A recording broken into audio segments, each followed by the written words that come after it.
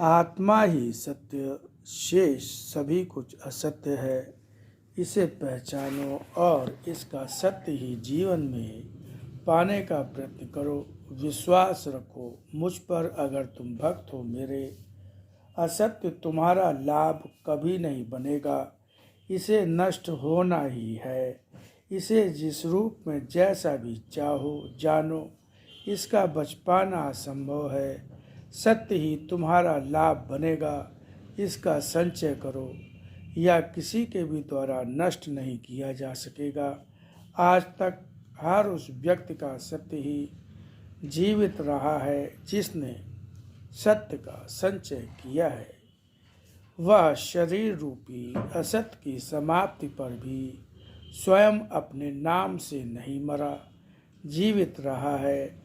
उन सत्य का संचय करने वालों के रूप में जो नष्ट नहीं हुए हैं, मेरे भक्त हैं, जिनका जीवन मेरे लिए कर्म करते हुए व्यय हुआ है। शेष तो संसार में असंख्य प्राणी जन्म ले चुके, मर चुके हैं और आज भी जन्मते मरते हैं, मगर कितनों को तुम मरने के बाद भी जीवित कह सकते हो। शरीर के साथ रहकर उसके माध्यम से कर्म करना आत्मा का धर्म होता है। इसलिए आत्मा हमेशा सत्य की ओर ही मोड़ती है और असत्य या अपराध कर्म हो जाने पर दोषी ठहराती, मन पर बार बार चोट करती है।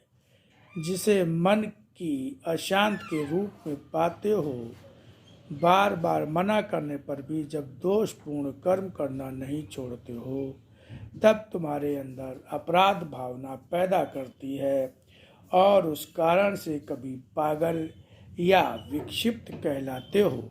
यह मनुष्य के शरीर में रहते हुए आत्मा के रूप में मेरे द्वारा दिया दंड होता है, जिसे भोगना ही पड़ता है। आत्मा की हत्या करने वाले को मानसिक विक्षिप्तता का दंड मिलता ही है। जो मेरे रूप की, जो हर क्षण तुम्हारे साथ रहती है, जिसे आत्मा कहते हो, उसकी अवज्ञा करते हुए, उसकी आवाज़ को अनसुना करते हुए कर्म करता है, वह मेरे द्वारा शारीरिक पक्षाघात का दंड पाता है। क्योंकि जो शरीर मैंने धर्म का कार्य करने के लिए दिया, उस शरीर की शक्ति का प्रयोग यदि असहाय और असमर्थ पर अपनी सामर्थ्य का प्रयोग करते हुए कष्ट का कारण बनता है, उसकी उन्हीं शक्तियों से उसे हीन करके ही मैं दंड देता हूँ। जो मेरे लिए कर्म करता है वह मेरी ही शक्ति प्राप्त करता है। यही मेरा सत्य धर्म और न्याय रूप है, जो किसी भी मूल्य पर न बिकने वाला, किंतु आस्था के लिए किए कर्म और भावना के मूल्य पर बिक जाने वाला ही है। यदि तुम भक्त हो मेरे, तो जीवन मेरे लिए ही जियो।